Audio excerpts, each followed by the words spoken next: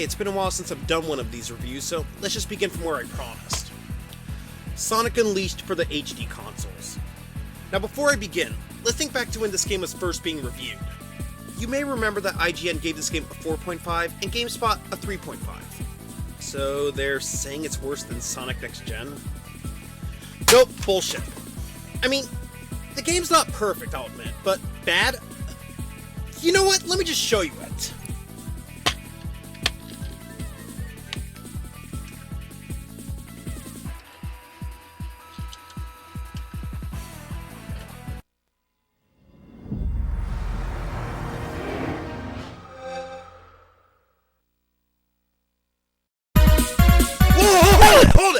Hold it! The story's already been discussed in the SD version. The HD version doesn't have any changes from it. So you know what? Let's just move right to the gameplay. The first thing I may as well state are the controls. Comparing this to the SD version, the first thing I noticed is that the jump button and the homing attack button are no longer the same. This time, one button acts as jump and the other one acts as homing.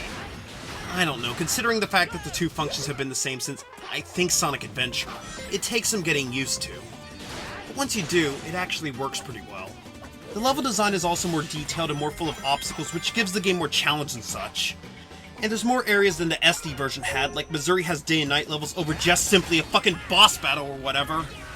And there's Empire City, which is based on America. I don't know why Sega left it out of the SD version, maybe they felt we're inferior or something. I kind of say this considering that Sega of America doesn't really seem to have as much say on Sonic as they used to, which, I don't know, kind of sucks. The Hogwolf. It now actually uses the face buttons instead of the shoulder buttons, which was a stupid idea in the first place for combat combos. It's also much more playable this time around, not to mention, more challenging in terms of level design. And, let me just be honest, I really don't understand why people feel the need to bash this so much. I mean, yeah, Sonic being a werewolf, stupid idea, but really, come on, it's playable. It's at least that much. And I actually find this to be a nice relaxing change of pace and platform. I mean, come on, this game is pretty much an experiment after all. And finally, the graphics are fucking amazing and it pretty much beats the shit out of Sonic Next Gen. Though then again, pretty much every other well-known game for the PS3 and 360 does. It's cartoony, the detail is amazing, and this is just my opinion, but it actually kind of feels like a Pixar movie or something. However, this version isn't without its faults either. Having to collect these Sun and Moon medals or whatever is tedious as fuck because you can't go to the next stage without them. Some of the level design sports cheap pitfalls or obstacles, the Hogwarts stages can drag on for quite some time, the drifting is more annoying than it is fun, and the quick time elements can be tedious at times, especially those tornado stages which, you know, are entirely based around them. But really, do these negative aspects make this a bad game? Of course not. I mean, as I said, this game isn't perfect. But to me, it's actually far more fun and playable than Sonic Next Gen. And I even prefer this version over the Wii and PS2 one. Rating, 7.5 out of 10. But yeah, the game's pretty much old news by now anyway. I'm pretty sure more of you are more curious about my opinion on the more recent release. Sonic Colors.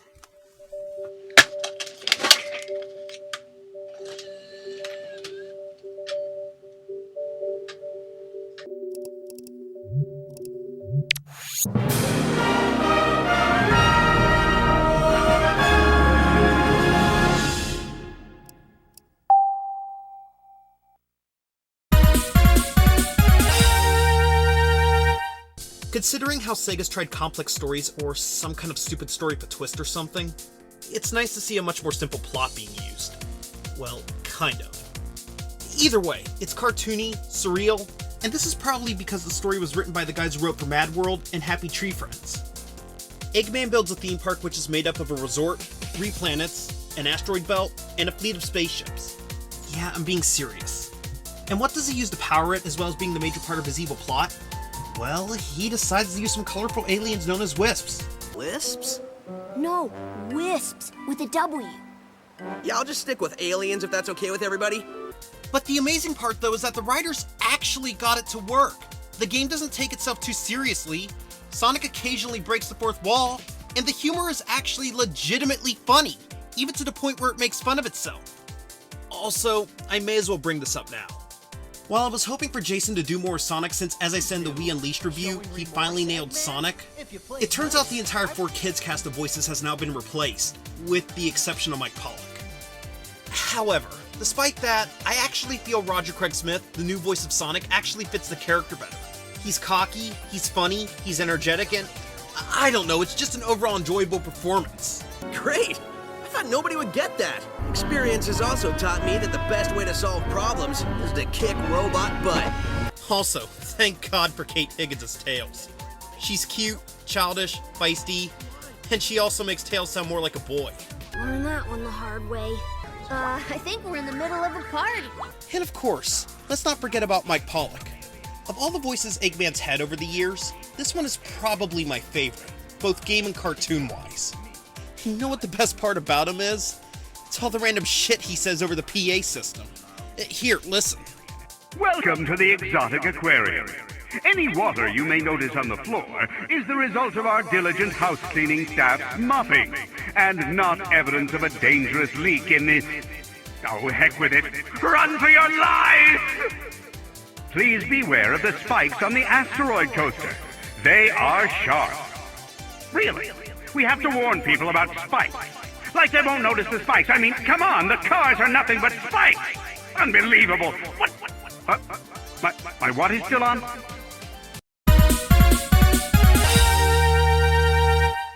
This is basically how Sonic Unleashed should have been. It's all about Sonic as a hedgehog, speed-based gameplay, good control, pretty good level design, better than Unleashed even, actual platforming. It's just pretty much the closest classic Sonic gameplay has gotten to 3D. Then again, a lot of this game is actually played on a 2D perspective over a 3D one, so that's kind of a stretch, I guess. But for the parts that are played in 3D, they actually work pretty well and aren't as difficult as the Sonic Unleashed levels. But it's still challenging enough to offer some fun gameplay. Though the biggest challenge actually comes from having to collect these red rings. There are 5 in each act, with some being in plain sight, some being hidden, and some being placed in areas which require some skill. They can be tricky at times, and to find them all, you may occasionally need to play the same level over again. But the reason you would want to collect them is so you can play into Sonic Simulator. And if you can unlock and beat all the levels in that, and this may be a spoiler, but you get to unlock Super Sonic. The pros of Super Sonic are that you gain points while transformed, are invincible, and you can just rush through the level. The cons, however, are that you can't use any of the Wisps, not even as normal Sonic, unless you disable Super Sonic completely in the options menu. Speaking of the Wisps, unlike being a stupid gimmick like the Hogwolf, they actually add some legitimate new gameplay elements to Sonic. The rocket which launches Sonic into the air, the spikes which allow Sonic to spin on walls, the hover which allows Sonic to... well, yeah. The laser which allows Sonic to zip around and even teleport to a new area. And my favorites, the cube which allows Sonic to break blocks and change blue blocks into blue rings and vice versa, which is awesome for platforming.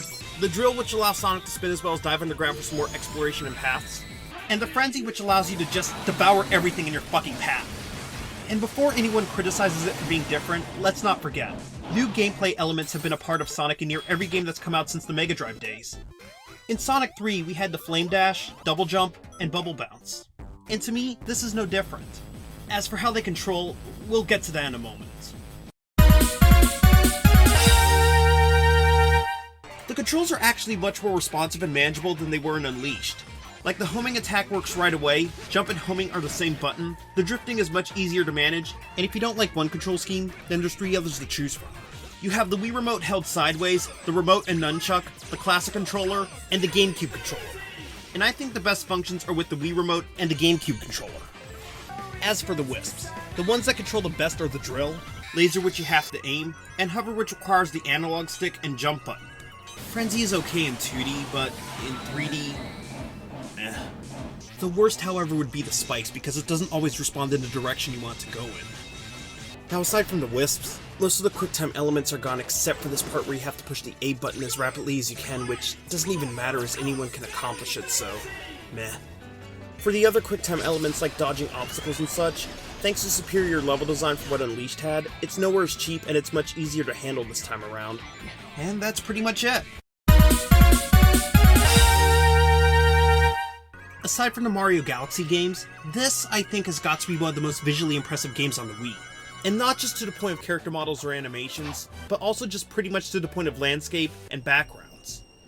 The best examples being Planet Wisp, Aquarium Park, and Asteroid Coaster. As for the music, well, with the exception of the Riders games, all the Sonic games, good or bad, have always had some excellent music to contribute to the franchise. Though this game, however, is probably in a league of its own. I mean, the music is fucking incredible. Sega has stopped with all this hardcore rock and roll bullshit, and has somewhat returned to the catchy upbeat style that I remember from the Mega Drive days. My favorite tunes are mostly from the Act 1 stages, the following being Planet Wisp,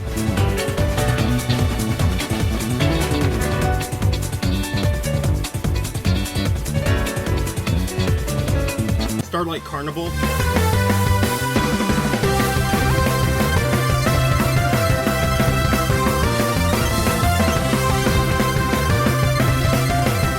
Aquarium Park,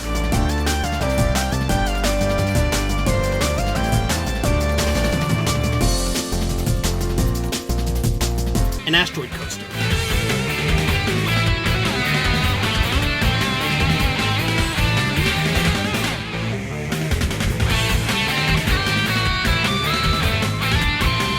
And also, Speak With Your Heart, the closing theme is to me probably one of the catchiest vocal tracks that I've heard in the Sonic franchise in a while.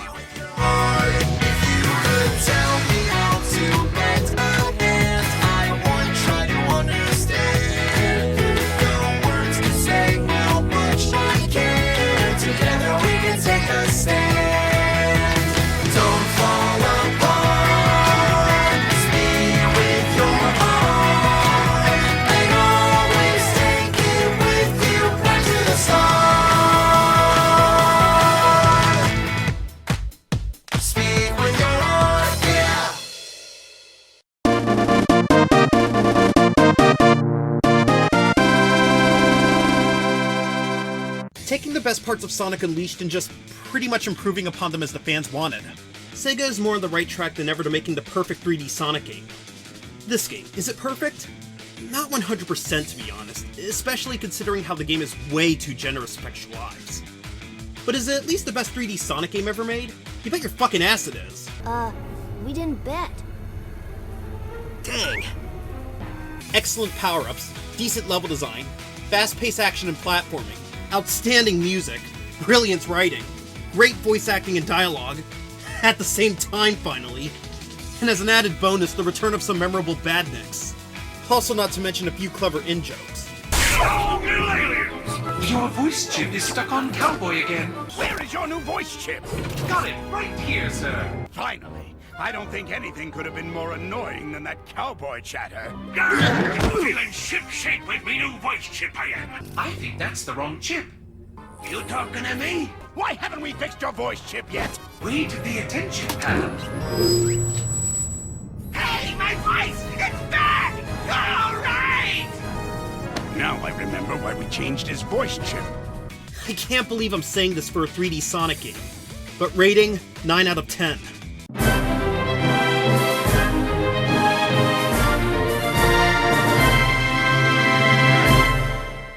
Every visitor to the park gets a free blue hedgehog. If you catch one, please feel free to take it home with you, or destroy it. Our choice. I've been here before and I know that we must stand up tall. I'm not scared to ask when I'm not sure we can overcome it all. Speaking from nowhere else except your own. You'll never know if you don't try. Listen and see the force will carry with me. Speak with your heart, speak with your heart. If you could tell me how to bet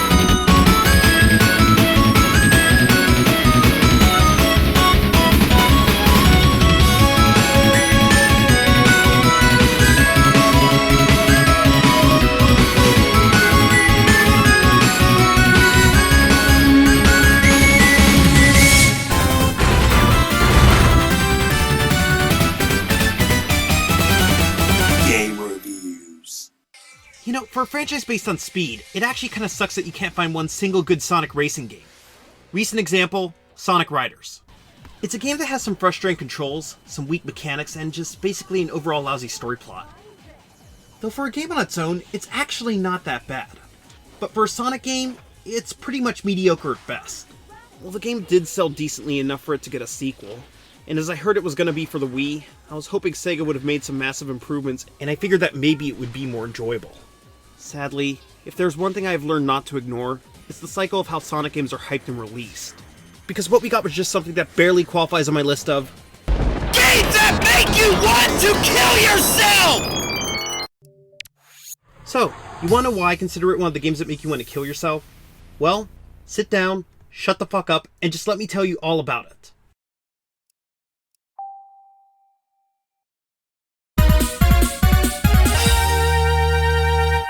So the story begins with some bracelet-like meteor that crashes down and it causes all these robots to go crazy.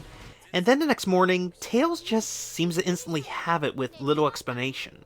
So yeah, we're pretty much flawed from the start. So then some robots track down Team Sonic with the meteor, Sonic falls, he learns the meteor's powers, and does the only logical next move. Race.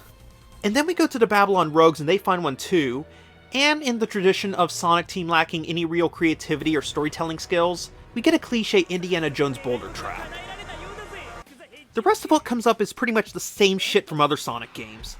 Sonic and the Rogues meet up, they race, they meet up with Eggman, they stupidly believe he's innocent, and where it pretty much reaches its worst is the ending. I mean, yeah, everything gets worse as usual, which, okay, whatever. But this here is my main complaint. Well, much as I'll miss the vastness of space, this world still has its charm. I can't believe they were the descendants of aliens. Are you fucking kidding me? Aliens? I'm sorry, but I just don't know how to explain how cliche and retarded this is. Words escape me. Though I will say, I believe this creates a plot hole from the first game. Weren't they descended from genies? Okay, whatever. Aside from the story, we also have some bad dialogue. Like, why does Jet constantly refer to Sonic as Sonic the Hedgehog? It's been a while, Sonic the Hedgehog. You think I was just sitting around here twiddling my thumbs? Sonic the Hedgehog? Just wait, Sonic the Hedgehog. Turning tail and running away, Sonic the Hedgehog. And of course, as usual, what would a Sonic game be without some bad English voice acting? Here's a comparison to the Japanese and the American versions. Oh, we can't let those meteorites get near Babylon Garden. Tails, could you be even more casual in English? Okay, but let me be honest. I'm not gonna blame the actors. I'm actually gonna blame the directors and the writers, because the actors from 4 Kids, they actually do a good job at stuff. And if they had proper direction, they would actually sound really good. Not to mention, the original actors weren't much better in the beginning either. And finally, the graphics are really bad, even for a Wii and PS2 game, and there's also a few flaws like Amy's legs spacing through her clothing. And that's pretty much it for the presentation. There's 3 control options, Wii Remote horizontally, and pointing it at the screen, and both pretty much fail to work. The only way to have traditional controls in this game is with the GameCube controller. For some reason, the classic controller and the nunchuck aren't able to be used in this game, which I think is pretty stupid because they would have helped. Though either way, the controls aren't as stable as they were in the first game anyway. The same also goes for the trick system and the ability to turn. And the track design didn't help either, as a lot of it felt unbalanced and unstable. Not to mention, this Sonic game probably has some of the worst music I've ever heard in the franchise. Also, like in Sonic R, you sometimes have to push the analog stick forward to move, which, for a kart like racer with sharp turns, really bad idea. But hey, there's at least some mini-games with extremely bad controls. The races are far more playable than this, these, pretty much unplayable. However, to be a little positive I guess, the air system is at least gone, and you're also able to upgrade your vehicles for more speed. But still, that's not really enough to make up for anything. And the part where this game gets really crippled, the Wi-Fi is a total joke! All you can do is just see where you rank and see where everyone else ranks in the world, and the only gameplay is racing time ghosts! You can't race your friends' ghosts, or even race your friends in general online! Isn't that the point of Wi-Fi in a racing game? To race your friends! So Sega just makes a complete joke out of the series, releases it hoping it'll sell on the name alone, And that's it! They're just great for money! And this, the Wii Power Controls, could have been the coolest thing of all! Unfortunately, they had to fuck it up so bad that it just doesn't work! What's going on? Spax, get up here! The planet's exploding! What? How? Just get up here! I'm going to run the procedure to save everyone. Can you beam up my friends? I don't know if I have the time. Can you try? Okay, I'll try. Now hurry! Okay, and just beam up everything in my room if you want to continue this stupid show! Come on, Noid! We're getting out of here! Wow!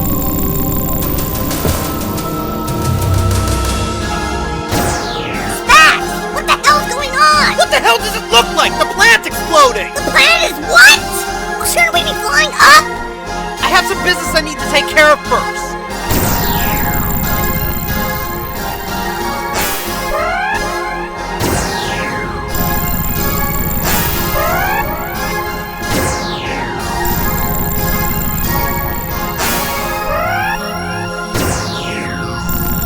What the hell is going on? Okay, let's hurry up to the other part of the world. Spax! Huh? There's no more time! Get up here, now! Alright, we're on our way. Okay, now just hurry and get us out of here.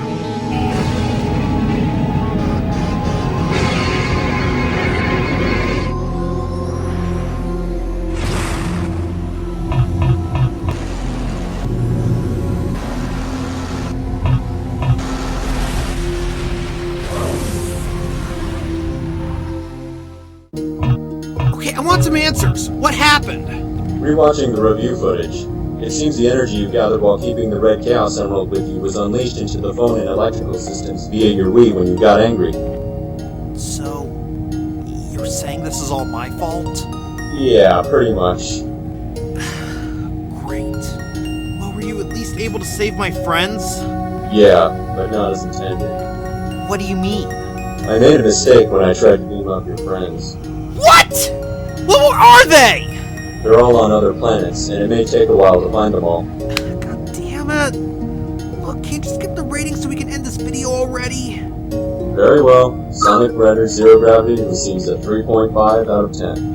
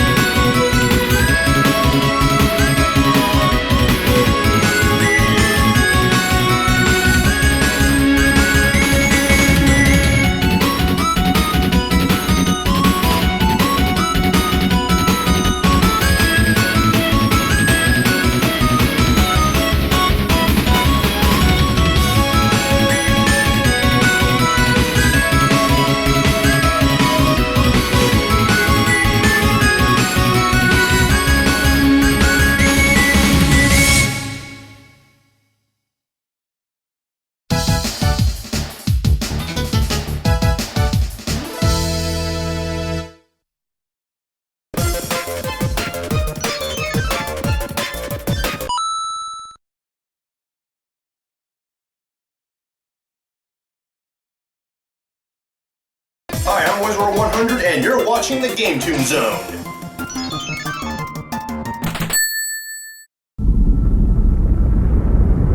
Come on, Spax. It's been years now. Don't you think it's about time you get back to game reviewing? Dude, I helped save the universe. I just want to do my own thing now.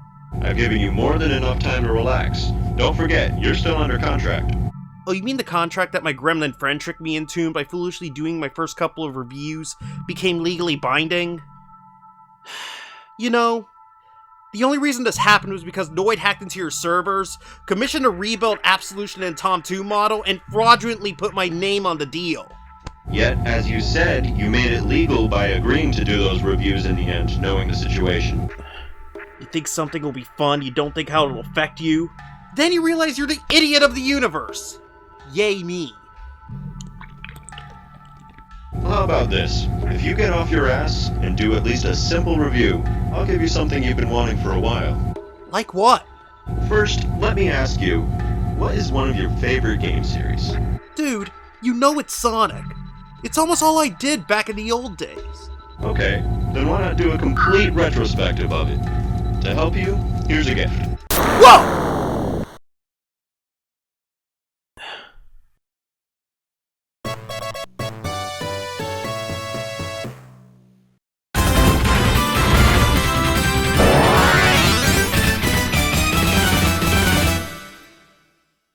Hey everyone, Gamer Spax here, and it's been a while, but yes, I am back to game reviewing.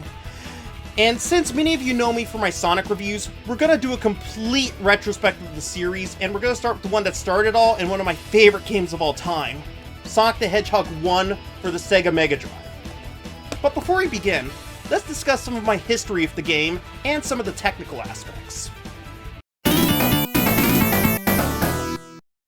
As a kid, I was growing up on the NES with games like Super Mario Bros. 3, Rescue Rangers, and some puzzle games. However, one day when I was watching TV, a certain commercial caught my eye. Danita Stokes, president of HAG. It's bad enough that Sega Genesis has the most 16-bit games, but this new Sonic the Hedgehog, oh, he really doth my doilies. They say he's incredibly fast. Well, what's the hurry, mister? And about his attitude. Smarty pants! Why can't it be more like that nice boy Mario? Oh! Little brat! Now, get Sonic free when you buy a Sega Genesis system at its new price of $149.99. The moment I saw this commercial, and every recurring time after, just seeing this cute yet snarky blue character mock this annoying woman played by Square One television star Larry Sadar was just absolutely amusing. With this, I really wanted to play this game, and I got the chance to play it at someone's house one day, and I just found it absolutely entertaining. Afterwards, I demoed Sonic at a Comp USA for a few weeks until I could finally get my own Sega Mega Drive with Sonic the Hedgehog packed in. And yes, it's a Mega Drive, not a Genesis. The only reason it wasn't called that in North America was due to some stupid trademark thing, and if not for that, it would likely be called the Mega Drive here just as it was in Europe and Japan. But anyway, the moment I got the game in console, I played it constantly over the years, and it's become one of my favorite games of all time, and I still heavily enjoy playing Sonic 1 to this day. Even more so than Sonic 2. Yes, people, I said that. I even still have my original Mega Drive cartridge. But I think that's enough of my history of the game. Now let's get into the technical aspects. Something I think a lot of Sonic fans know at this point is that there's two official versions of this game that were released for the Mega Drive. The original version, which was released in North America, and the second version released in Japan.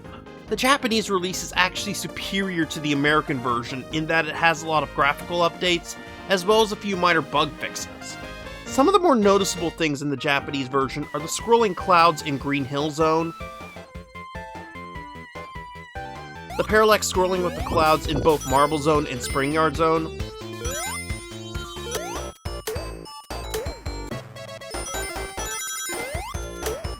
and the ripple effects in the water for Labyrinth Zone, and also in Act 3 of Scrap Brain Zone. But there were also other small touches as well, such as the floating blocks in Marble Zone, whereas in the American version, they were motionless. However, the Japanese version actually fixed a few problems, as I mentioned, and here's one of them. There's this one glitch I noticed in the American version in Marble Zone Act 1, where when you backtrack to the crushing cylinders at times, the screen scrolls up to the point that if Sonic goes off screen, he loses a life. I haven't experienced this in any of the Japanese versions, despite how hard I've tried to recreate it in those. Another thing I looked up on was the issue with the timer. There's a 10-minute time limit for each act of any of the main Retro Sonic games on the Mega Drive, and when you pass a checkpost, if you die at any time, you'll return to the checkpost with whatever time has passed when you originally reached whichever checkpost you passed previously. Now, if you run past the 10-minute time limit in any of these Sonic games, then when you return to the checkpost, the timer will also reset as well. However, in the original American release of Sonic 1, this did not come into effect yet. This means if you pass a checkpost with, let's say, 5 seconds remaining on the timer and it runs out, in the American version, even after you return to the checkpost from dying due to the time expiring, the timer will not reset. This means you will always only have 5 seconds before you die each time you restart from that checkpoint. So unless you have some continues, it'll be impossible to resume the game any further, as you'll just keep on dying until you get a game over. This is indeed a major problem, especially for inexperienced gamers who may be trying to play this game without getting good at it first, and definitely counts as a fatal flaw. With that, I do reduce the score for the American version, but I'm going to discuss the final Japanese version for this review. But I will point out one more thing that differs in these versions. In the American version, when you beat the final boss, you don't earn any points. But in the Japanese version, you'll earn 1,000 points upon the final boss's defeat. Now let's get to a common element that a lot of people mention, the so-called spike bug. There's two things people claim about this. The first is that it's a glitch, and the second is that if you land on the spikes a second time before you have the 3-second flashing invincibility frame you gain after taking a hit, you'll take extra damage and possibly die. But the thing is that neither one of these things are true. The whole thing was intentional, and the invincibility frame has absolutely nothing to do with it. And I can prove it. The Japanese version of the game fixed a good chunk of bugs and flaws, but in both American and Japanese versions, the spike behavior remains the same. If this really was a glitch, I think it would be fixed in the Japanese release. But we also have the invincibility frame claim. If you touch the spikes even during that flashing invulnerability, you'll still take damage from the spikes. I know, as I've tested it in more ways than one. Another key to this is that the spike deaths have their own unique death sound effects to signify that these things are the deadliest thing in the game, and you've basically skewered the fastest thing alive to death. But that part is more theory than anything else at this time. But on this mistaken claim that you didn't get to have your flashing invincibility in time, I would think the lava would also have to have the same effect, which it doesn't. So why does no one ever consider that when they made this brief invincibility claim? The spike thing would later be changed first in the Sonic Jam version of Sonic 1 when you have the spin dash from Sonic 2 and Beyond enabled. With that, the spikes act as they do in the later games where you get hit once and you're invincible for about 3 seconds. But if you have the spin dash disabled, the behavior of the spikes returns to normal. It was also changed in the ROMs for Sonic Mega Collection, which has a code for a second Japanese ROM that's said to fix the spike behavior. But I've played both versions on my copy of Mega Collection, and both Japanese ROMs changed the spike behavior to that of Sonic 2. So I don't know if some or all copies of Mega Collection made some mistakes and only used the one Japanese ROM. But yeah, the one I have, both Japanese ROMs use the Sonic 2 behavior of spike damage. Only the US ROM maintains the original behavior. And before I continue, no, Sonic Mega Collection is not the first time international people got to play the Japanese Sonic 1. That was technically Sonic Jam. But yeah, after Sonic Mega Collection, most releases of Sonic 1 would be using the Japanese ROM, but without the spike modification as the game originally was, so it's the true Japanese version. The only exception is the 3DS release of the game, where if you pick the Japanese ROM, it changes the spike behavior to that of Sonic 2. 4 exceptions that still use the American ROM only are the Sega Genesis/Mega Drive collection for PS2 and PSP, the Wii Virtual Console, although I'm not sure about the Japanese version of it, the 360 and PS3 downloadable version, which, also oddly enough, the Japanese release of this version also uses the American ROM. And that's just wrong. But anyway, and the copy of it on Sonic Generations, which I also find odd as it's from Sonic Team, and I would have expected them to release the complete version. For Generations, I don't know if the Japanese release uses the Japanese ROM, but if they don't, then once again, it's just wrong. So yeah, I clearly prefer the Japanese version. However, there's some things you should know about the Japanese cartridge. It functions differently depending on which Mega Drive console you're using. If you play the Japanese cartridge on its originally intended Mega Drive console, the trademark symbols don't appear on the Sega logo or the Sonic logo, while they do appear if you play the cartridge on an American Genesis console. So Sonic and Sega only had trademarks in everywhere but Japan at the time? I don't know, but I seriously doubt that was the case. Another thing that only happens when played on a Japanese Mega Drive, for every 50,000 points you gain, you'll earn an extra life.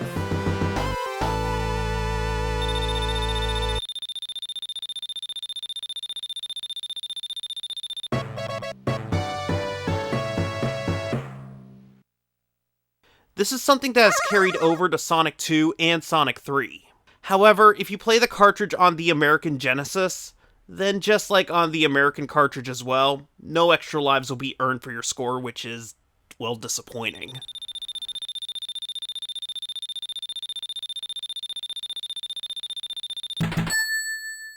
Also, some of you may know that there's a cheat code that you can use in the title screen to select which level and zone you want to play.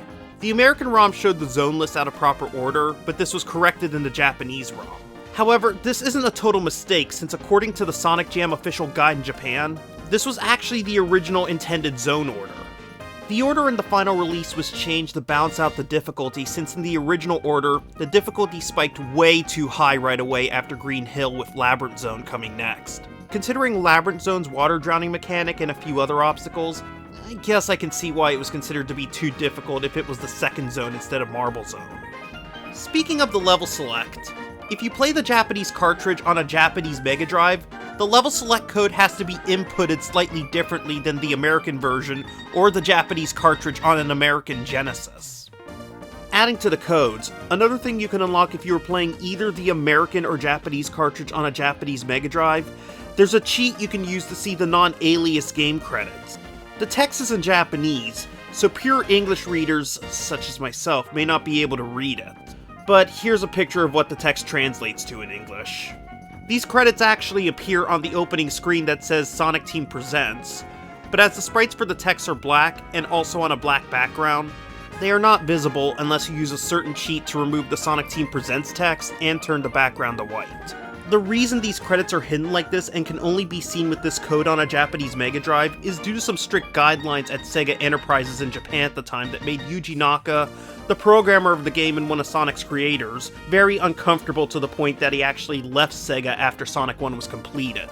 The big issue from what I read is that Sega was refusing to give Naka any credit for his work or let him and most of the other people who worked on the game use their real names in the end credits.